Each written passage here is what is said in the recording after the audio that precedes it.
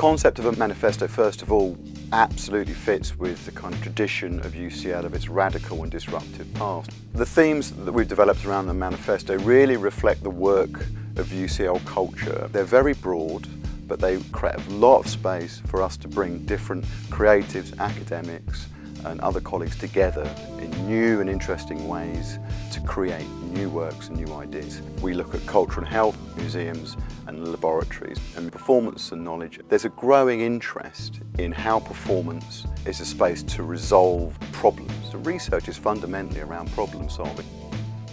I had the really good fortune to meet a group of improvised opera artists. I saw them performing, and what they were doing was harvesting words from an audience, and on the basis of what the audience wanted, they would then build a small opera. And I just said, well, how about instead of doing it just with words, doing it with objects? And they were really, really excited about it. My research was so limited in a sense because I had always focused on static pictures. But there are many other ways in which performance actually can collide with scientific ideas, and that was a completely unforeseen development. Culture and health is an area that UCL's been quite active in its understanding the health benefits, the social benefits of culture. I thought it would be great if the public could be involved in where we look for new antibiotics. With the Swab and Send project, we've had interest from all over the world. We've got samples from Icelandic glaciers, from the River Nile.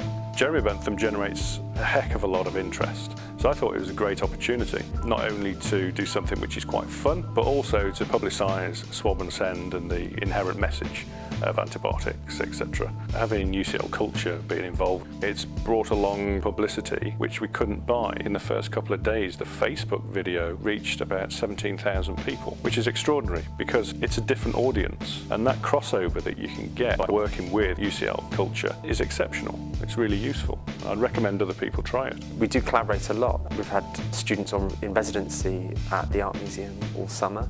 I think the collaboration with the Grant Museum and the Slade sculpture is very exciting. We are trying to also link it in with history of collections and museums and zoology, so it's quite a large scope they can work with. As a young artist, having never experienced any sort of professional exhibition or anything like that so far, for me to be able to be consistently connected to a museum and have a relationship with a museum that was only a 5-minute walk from my studio. I've never had anything like that before, and hopefully I get something like that again. What we do at UCL is we really challenge our students to think in very, very different ways, and our manifesto really is about giving them license.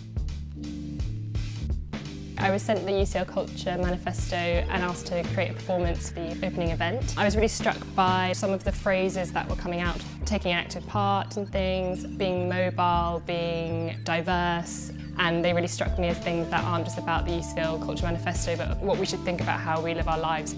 That's the real opportunity we offer the students. It's not just about the spaces and about the collections, it's about the philosophy, it's about really underpinning that sense of this disruptive, research-led institution, that they have an important part to play in that.